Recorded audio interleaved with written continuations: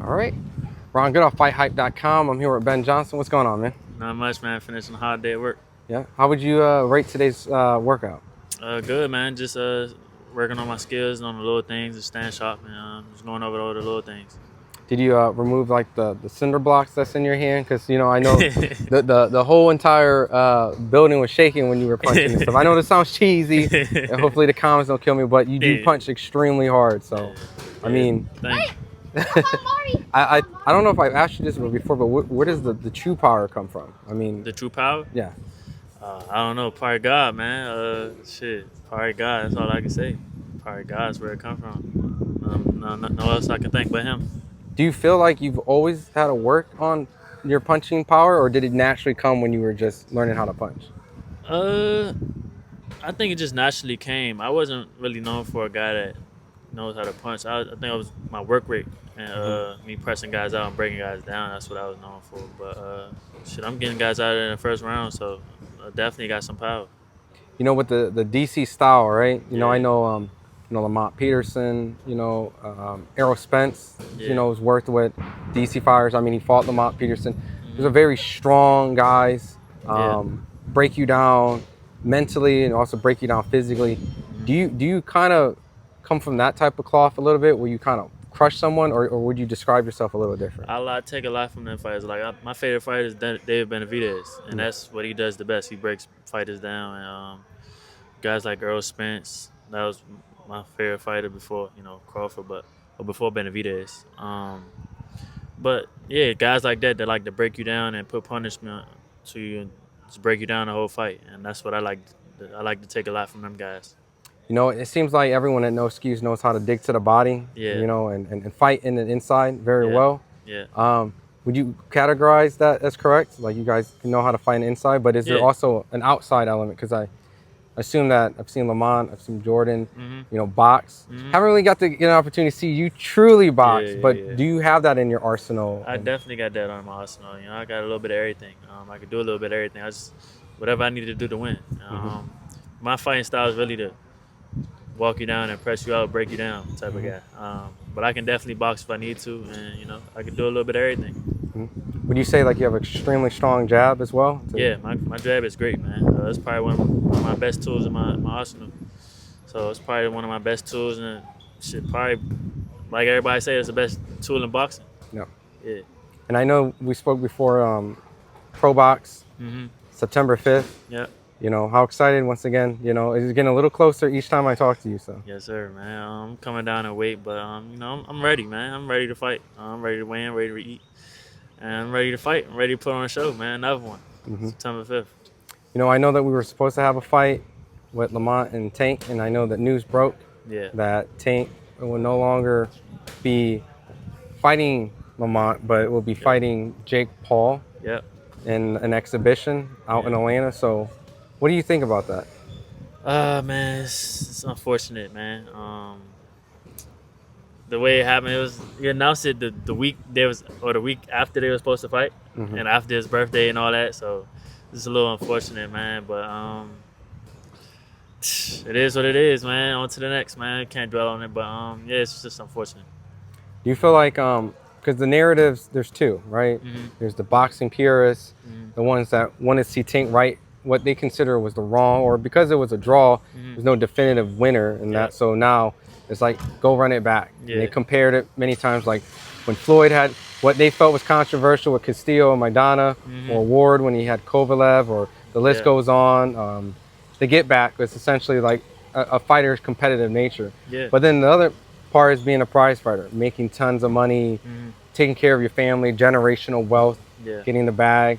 So some people don't fault the situation because they assume that the money was higher, but then he also gets criticized for not doing what they felt was a fighter's code. So do you understand both sides, or did you feel or lean strongly more to one side than the other? I understand both sides. That's why I can, understand both sides, or try to understand both sides. Jake Paul, I feel like is definitely will be more money. But everybody want to see Lamont and Tank. Everybody seen what Lamont did, and if I was Tank, I would say, nah, fuck that. I got to get him next. Like, he's not getting that up on me. and everybody's saying that he beat me. I got to get that back. So I don't know what you call that, but I wouldn't do that. I would want Lamont next immediately.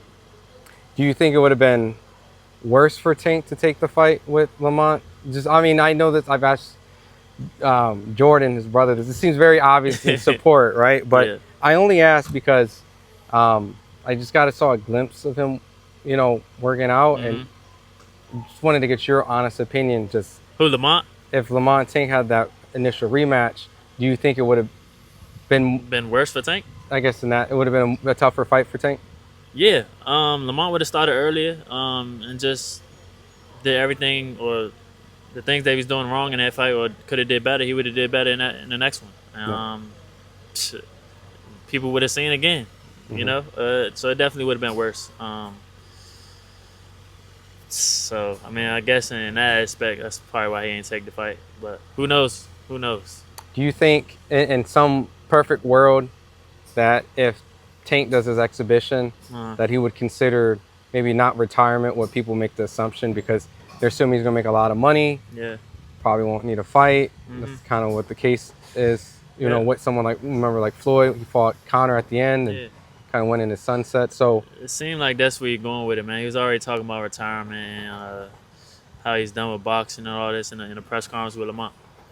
And just doing this exhibition, like he's fighting a heavyweight, like Jake Paul. I mean, but I don't know.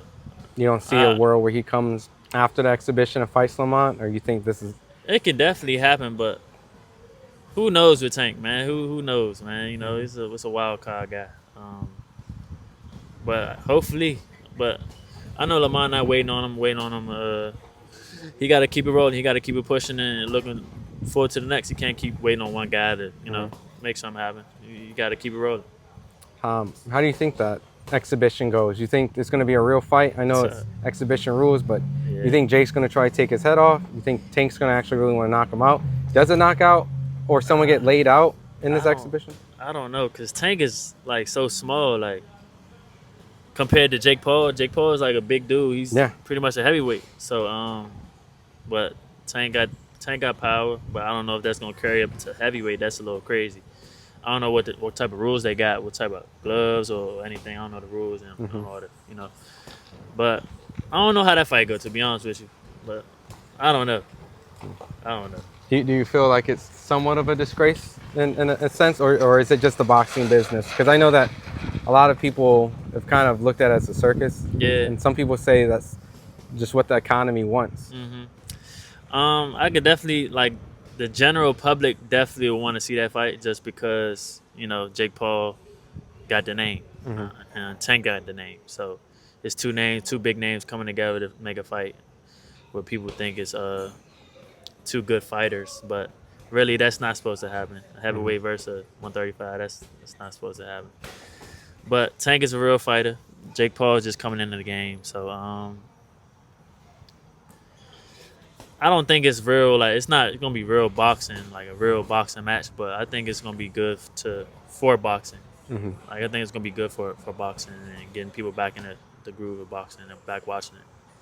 Well, I know who's getting back in the ring September 5th, Pro Box. Yeah. I know you're super excited. Yeah. Hopefully your opponent's ready to come with some pillows, you know, because if not, he's gonna have a hard night's sleep if you know you perform like you've been showing. So for the fight fans that's tuned in, what do you want to tell them and where can they follow you? Official Ben Johnson, man. I'm back September 5th, ready to put on a show, ready to show my skills. Hopefully this guy lasts longer and I can show y'all a little bit more. So September 5th, I'm back, man.